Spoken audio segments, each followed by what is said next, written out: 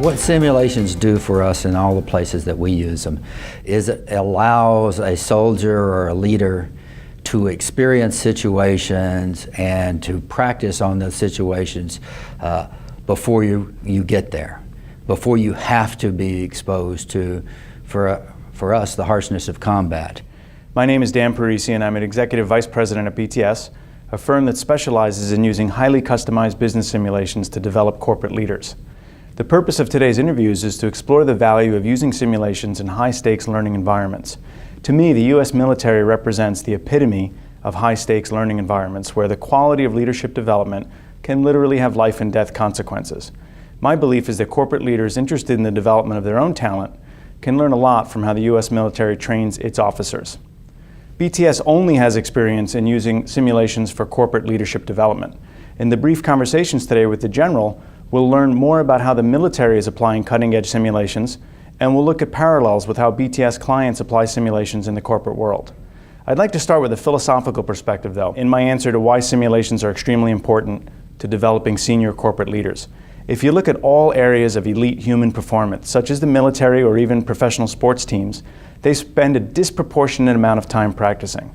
With the military, when they're not warfighting, they're practicing constantly. With sports teams, when it's not a live game, they spend the rest of the day or the rest of the week practicing. In a corporate setting, however, every day is a battle or every day is a live game and there's very little time to practice. I like to call time spent practicing versus the time spent performing the practice to performance ratio. Practice to performance ratios in corporate America are much lower than in other fields interested in high performance. At BTS, we believe that if companies increase the amount of time they spent building capability and practicing new strategies, they would see better, faster execution of strategy and ultimately better business results. We predict more and more companies will start adopting what the military has known all along: dynamic practice in the confines of a safe, simulated environment drives higher performance. Simulations are important because they can be done under controlled conditions as opposed to the chaos that exists in the real world that our young leaders have to function in today. And if they make mistakes on the job while they're learning, people can die, and we can't afford that. Simulations give us the power that we can prepare them as much as you can be prepared for those conditions before they go into the battle space and before they have to face an adversary that is mean and nasty and doesn't play by any rules as we know them. Simulations can produce the kinds of environments that will make them better decision makers. They will grow through the simulation process. It is not a substitute for the real world experience, but it is the proper preparation. It provides the maximum safety for our leaders and the soldiers that they lead and guard.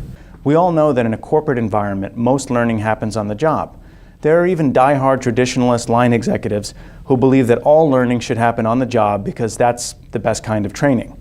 No one would argue that the majority of training in corporate America happens on the job and via mentoring and coaching opportunities. However, I'd like to challenge the orthodoxy a bit and also challenge any senior corporate line executive with a concept that I learned at the U.S. Army Command and General Staff College. As I was talking to the Brigadier General about why they use simulations in the military, he said to me, "There are some things we don't want our military leaders learning on the job. In our world, learning by making mistakes on the job means people die." Well, that got my attention, and it got me thinking about the following question. In the corporate world, what are the things a CEO would not want his or her people to learn on the job? I informally conducted a survey of a few C-level executives and posed this question. And here were their top 4 answers to what they don't want their people learning on the job. Number 1, I don't want my team learning about what it means to run out of cash on the job. I don't want my team learning P&L management by trial and error. I don't want my team learning what it's like to lose our most important client on the job. And I don't want my team learning what it's like to lose top talent. Each of the above 4 scenarios could cost a company millions in lost productivity, lost earnings, and lost jobs. So just like in the military, business simulations are an excellent alternative to the much more costly approach of learning everything on the job. The overall picture for simulations in the Army is that we use them at all stages of our training and our education. They have been involved in our training for a long time because they help us to repetitively prepare people to do the tasks that we know they have to do. And that's the training modality. And simulations, one-on-one simulations, are very, very powerful at doing that in a cost-effective and an efficient way. We are now learning that we can more and more build robust dynamic simulations that will allow us to develop leadership skills. They can create complexity in the situation that the person has to face more than we can create with case studies and other ways that we teach leader development and decision making and critical thinking.